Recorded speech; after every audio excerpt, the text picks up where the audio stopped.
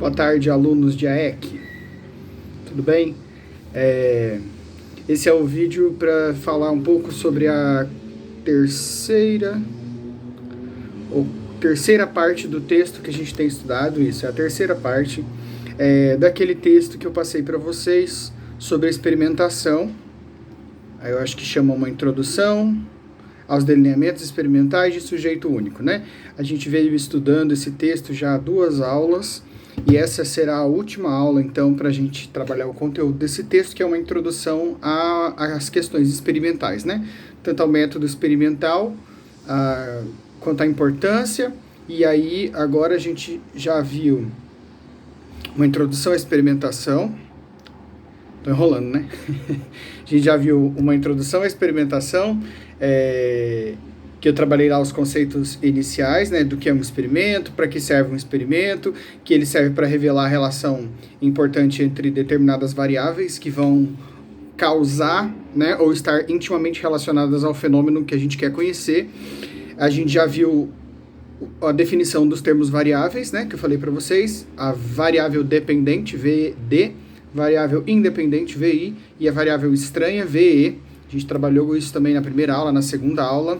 Até mandei fiz uma espécie de quadro com o Paint, né, para vocês durante a aula. Vocês devem lembrar disso, que tinha lá os esqueminhas, quais eram as variáveis, como é que funcionava um esquema para testar as variáveis dentro de um experimento com grupo. E aí eu falei para vocês que na última aula, então na última aula a gente entraria no tema delineamentos de sujeito único, né?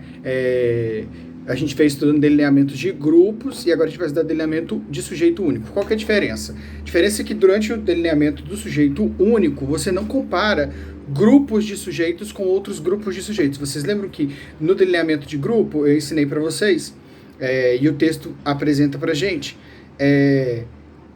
que você divide o experimento, né, pega os participantes do experimento e divide ele em 2 grupos, né, sendo um grupo experimental e um grupo controle, pelo menos isso, né, você pode dividir em mais grupos, mas o mínimo para um experimento acontecer é você ter esses 2 grupos, o grupo experimental e o grupo controle.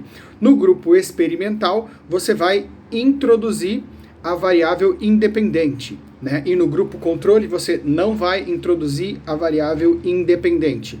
Esse procedimento vai servir para verificar depois se há diferença entre os 2 grupos e se essa diferença foi causada pela introdução da variável independente, né? Então a variável dependente, que é a medida, ela vai ser medida antes e depois nos 2 grupos. Quer dizer, então depois da intervenção você vai ter 2 grupos, um que passou pelo contato com a VI, um que não passou pelo contato com a VI.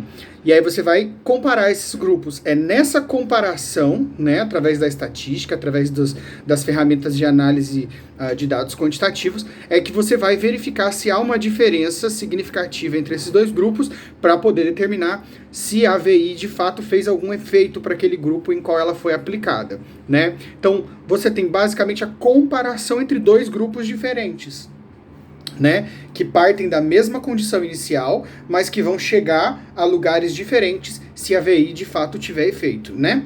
Agora, num delineamento de sujeito único, você não tem grupos para fazer essa comparação, né? O que você tem são indivíduos experimentados ou vivenciando situações experimentais sozinhos, né? Você vai interferir, por exemplo, no histórico de aprendizagem de um aluno, você não pode comparar com o outro, porque eles são necessariamente diferentes, né?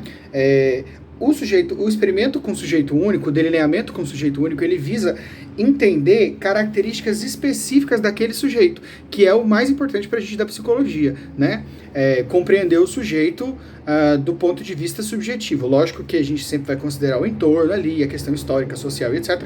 Mas nós queremos ver o efeito de tudo isso sobre a nossa VD, que é o próprio sujeito, né? São elementos, fenômenos do próprio sujeito.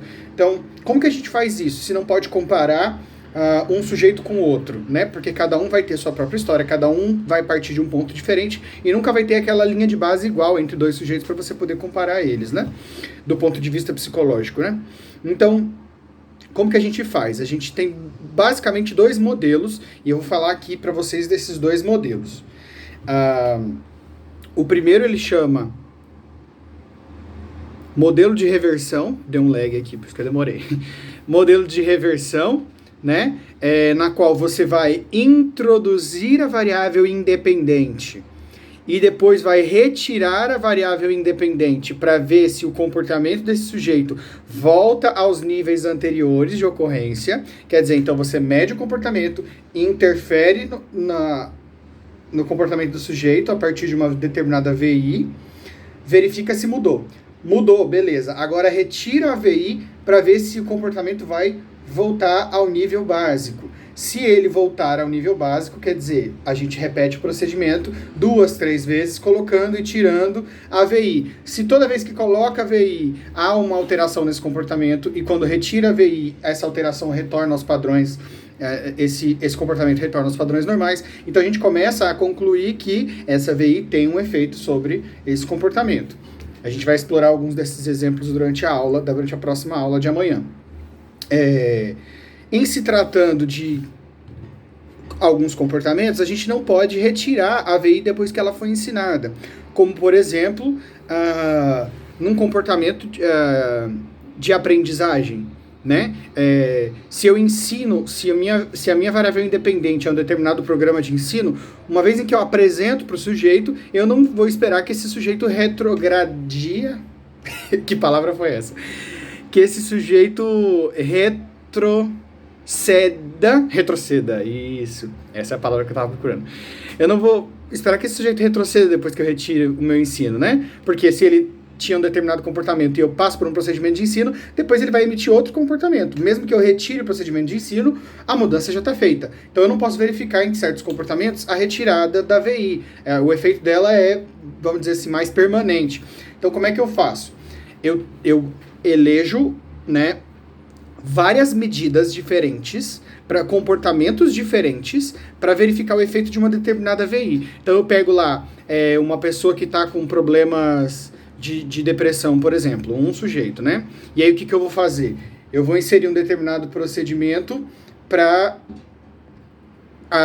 o comportamento de alimentação dele, vou inserir o mesmo procedimento para o comportamento de sono dele e um procedimento para o comportamento de interação social dele. São 3 comportamentos diferentes e eu vou inserir um de cada vez, né? Quer dizer, eu não posso ensinar o processo terapêutico e depois retirar, eu não posso colocar o processo terapêutico e depois retirar, porque seria antiético. Então eu vou inserir comportamento por comportamento. O que eu posso tirar daí então? Se quando eu ensino sobre o primeiro padrão comportamental, ele modifica, depois eu ensino sobre o segundo, ele modifica, e depois eu ensino sobre o terceiro, ele modifica, então eu tenho um efeito aí de que essa modificação está completamente relacionada à minha intervenção, que seria no caso a VI. A gente vai trabalhar mais desses exemplos durante a aula, vou tirar algumas dúvidas, eles não são modelos simples de experimento, mas a gente vai do jeito que a gente está indo, né, pouco a pouco dominando esse novo campo de conhecimento que é a psicologia experimental. Tá bom? Espero que vocês façam atividade lá. Eu vou deixar uma perguntinha só essa semana. A gente se vê até amanhã na aula de experimentação. Abraço.